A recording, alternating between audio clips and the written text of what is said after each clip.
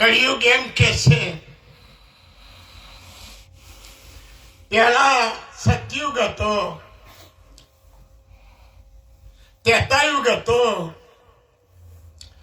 દ્વાપર યુગ હતો. એમાં હજારો લાખો વર્ષ તપ કરતેલા, ઉદયના રાફડા ચડી જતેલા, હજારો લાખો મન કરશો, લાખો મનનું દોન કરતેલા, તાર મનનું વસિત ફરતેલું અને તપ કરી કરી રાફડા ચડી જતેલા, તોય પ્રગટ ભગવાનના દર્શન નહીં થયા. તો આપણે એમ કહે છે કે આ કળિયુગ છે એટલે નહીં બને. પણ મહાભારતની અંદર કળિયુગ શું કે છે? મારા વાળાને સમરણમાં ભગવાન મળશે. જપ તપ કરવાની જરૂર નથી, સમરણ એટલું જ કરવાનું. સમરણમાં ભગવાન મળશે તમને.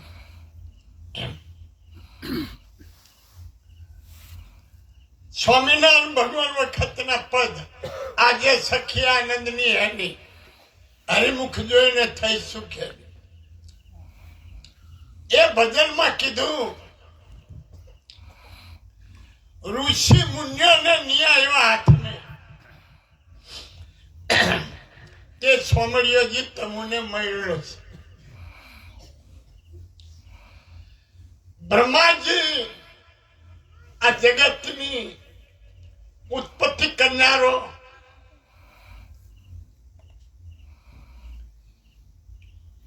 એવાને આ પ્રગટના દર્શન મને થાય એવું મોગે છે. તો એવાને પણ પ્રગટના દર્શન નથી થતા. તો આપણે પ્રગટના દર્શન થાય છે. આપને બહુ પૂર્વના પુણ્યશાળી છે, ભાગ્યશાળી છે. ભજનમાં કીધું પુણ્યશાળી જીવડો અહીં આવે છે, એમ બીજા કોઈ આવતા નથી, બીજાનું અહીં કોમ નથી. આ બધા ભજનમાં આવે છે, પ્રગટના દર્શન કરે છે, એ બધા પુણ્યશાળી જીવો છે. આવે પ્રગટને ભજે તો એક જન્મ કલ્યાણ. સ્વામિનારાયણ ભગવાન શું કીધું? પ્રગટને ભજે તો એક જ જન્મ કલ્યાણ, પરોક્ષને ભજે તો અનેક જન્મ કલ્યાણ. એમ ખેડૂત મરતે વાળી ખેતી ખરખર કરે, કુંભાર મરતે વાળી ઓરલો ઘર કરે, દરજી મરતે હોરી લુગડો શીખ. એમ આપને મરતે હોરી આ કરકર કરવાનું છે. મીરાબાઈ ભજનમાં શું કીધું?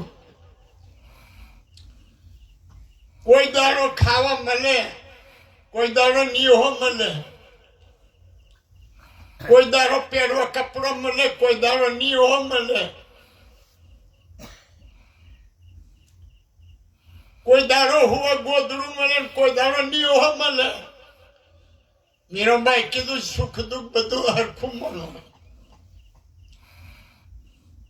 સુખ જોઈને ફૂલી નહીં જવાનું, દુઃખ જોઈ રડવાનું નહીં. આનંદ માનવાનો, આનંદ ન રહેવાનો. શાસ્ત્રમાં લખે જ્ઞાનીને ગમે તે પ્રકારે સુખનો રસ્તો હોધો. જ્ઞાની હોય તો એ ગમે તે પ્રકારે સુખ જ મોને. સુખ હોય કે દુઃખ હોય, પણ સમજેલો સિવાય તો એ દુઃખ મોને. એમ બીજું ગીતા મેં લખ્યું વિષ્ણુ ભગવાન કૃષ્ણ ભગવાન શું કે છે? મારા જન્મને મારા કર્મને જે દિવ્ય મન છે એ જરૂર મને પોમશે. એને ભગવાન જે કર્મ કરે એને દિવ્ય જ માનવાનું, મનુષ્ય ભાવ આવવા દેવાનો નહીં.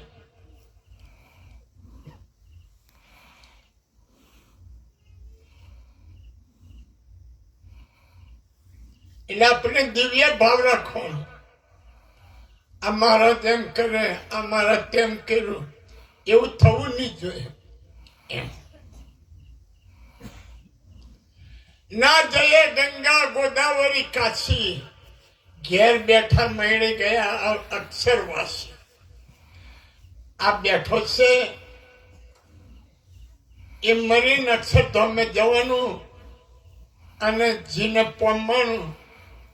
એ આ મહિના પહેલા આપણે મળી ગયો અને અક્ષરધામના વાસીને પામી ગયા આપણે. હવે મહિના પછી આપણે અક્ષરધામ જવાનું કે અક્ષરધામના અધિપતિને પામવાનું રહ્યું નથી. આ શાસ્ત્ર બધું એમ કે છે.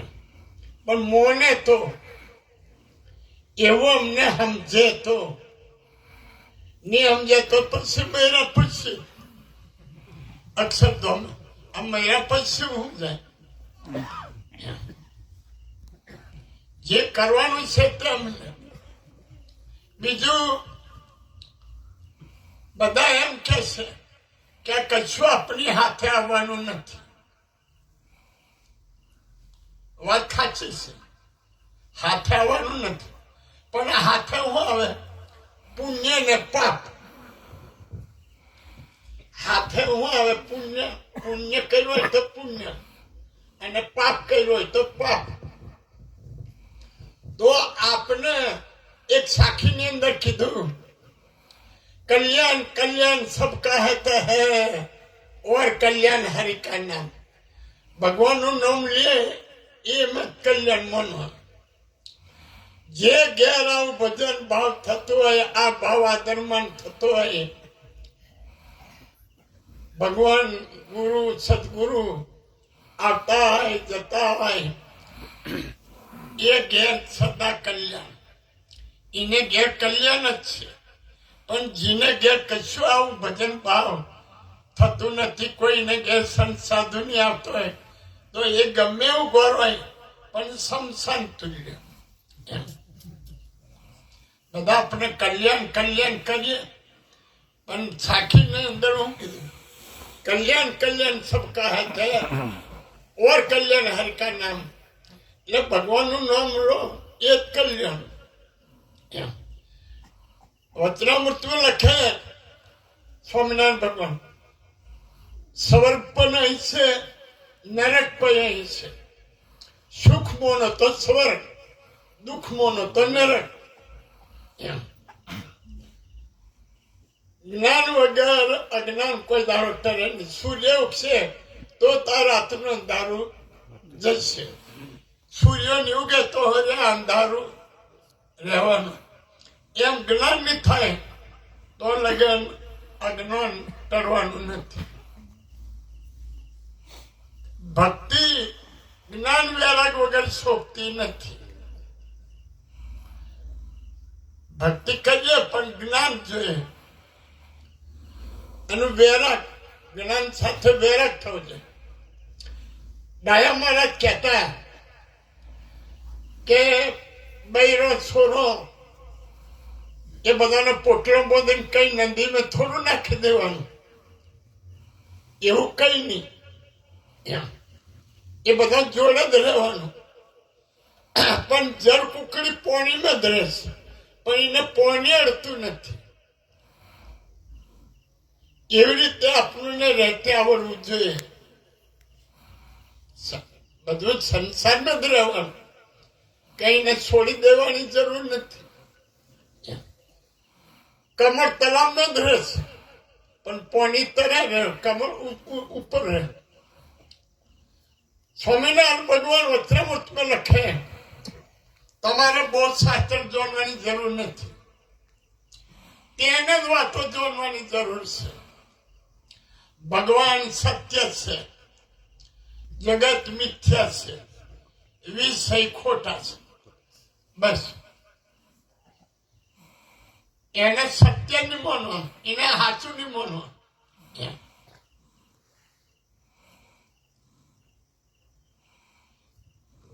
અને એમાં રોપાવાનું નહીં, એમાં રોપાવાનું નહીં.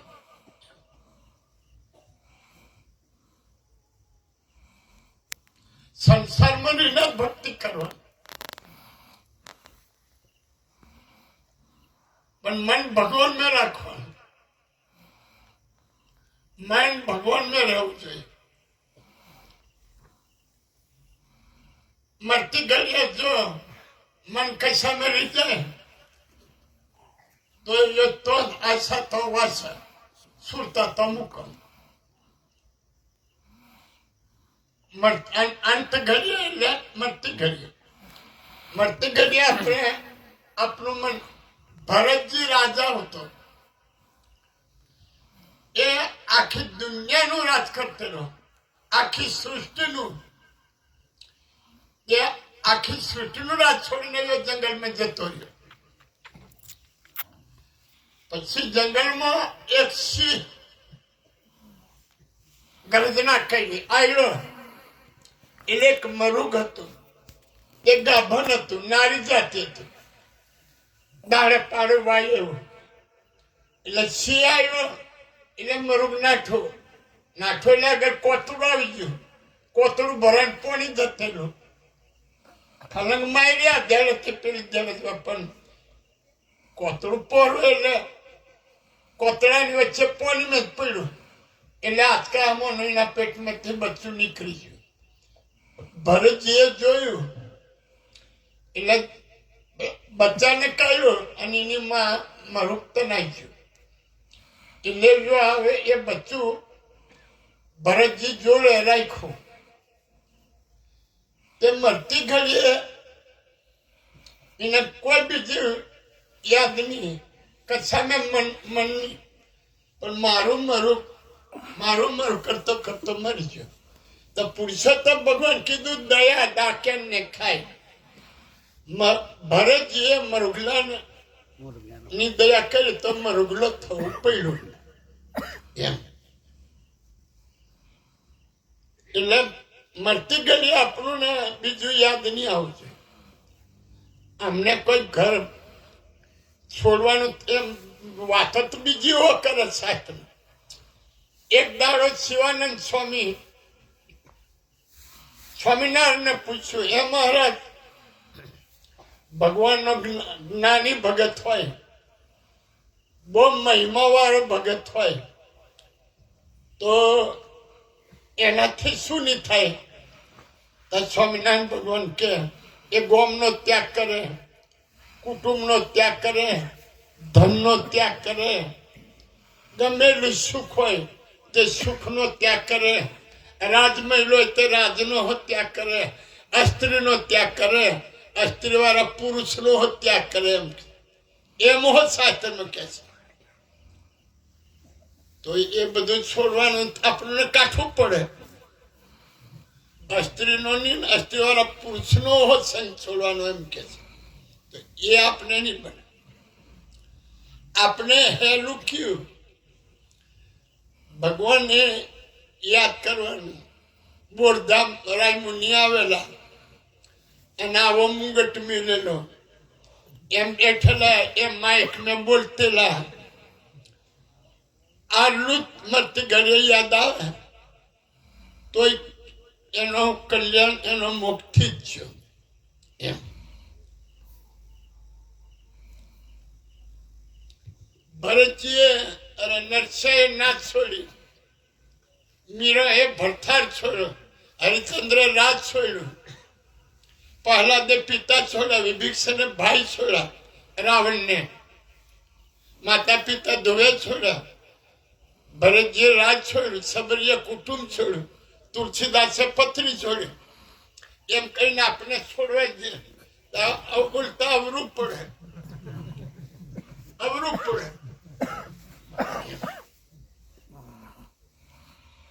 એટલે છોડવાની કશું જરૂર નથી. મન આપણું ભગવાનને જોઈએ.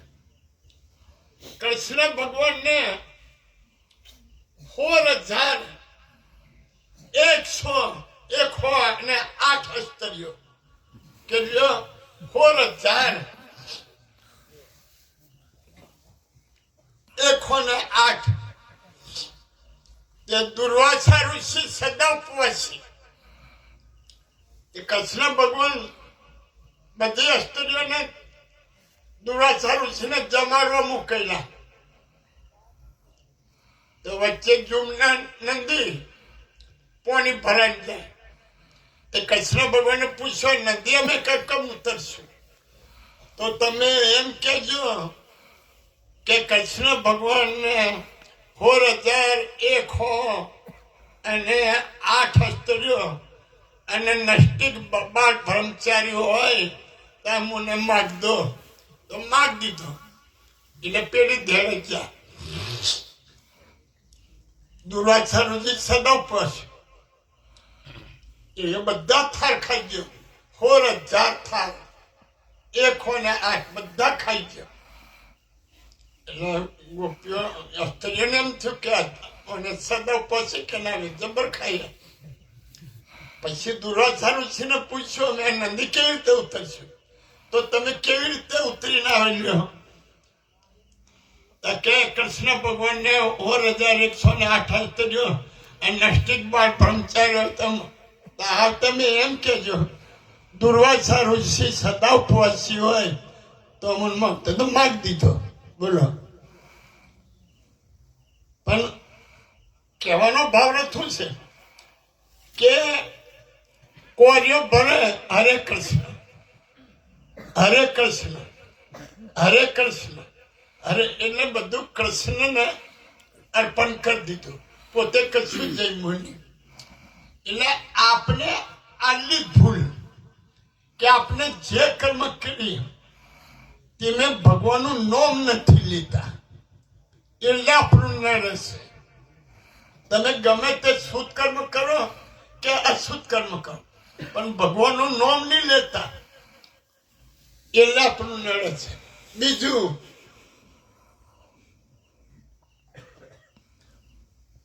શિક્ષાપત્ર में લખે સ્વામિનારાયણ ભગવાન કે કોઈની વસ્તુ હોય તો તે ધનીને પૂછી લે તો વાંધો નહીં પણ પૂછા વગર ના લે તો ચોરી કરી કહેવાય શું કર્યું કહેવાય ચોરી કરી કહેવાય વાડીમાંથી મરચો લે કે રીંગણો લે કોઈને છેડેથી 4 કાપીએ કે કોઈના ખેતરમાંથી લાકડું કાપી લાવીએ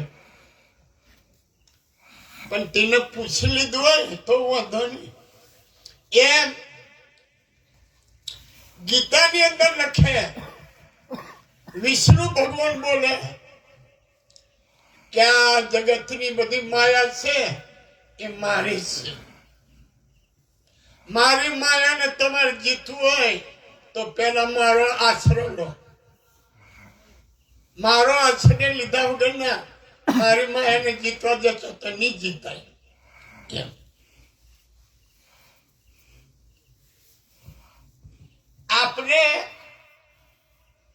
આ માયા ભગવાનની છે એવું નથી માનતા આ સ્ત્રી મારી છે આ છોરો મારો છે આ ઘર મારું છે એટલે આપણું નડે છે પણ ભગવાનને કહેવાનું કે તારું છે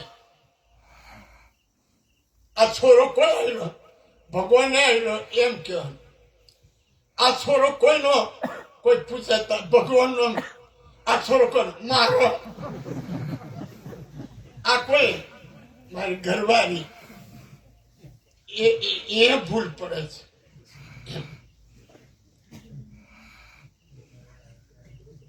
તારું એમ કહેવા શીખો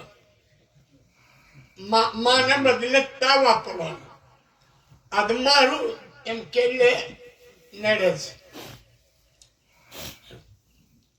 ભગવાન તો બહુ દયાળુ છે ભગવાનને દયાનો પાણી જીવનો અવડાયનો પાણી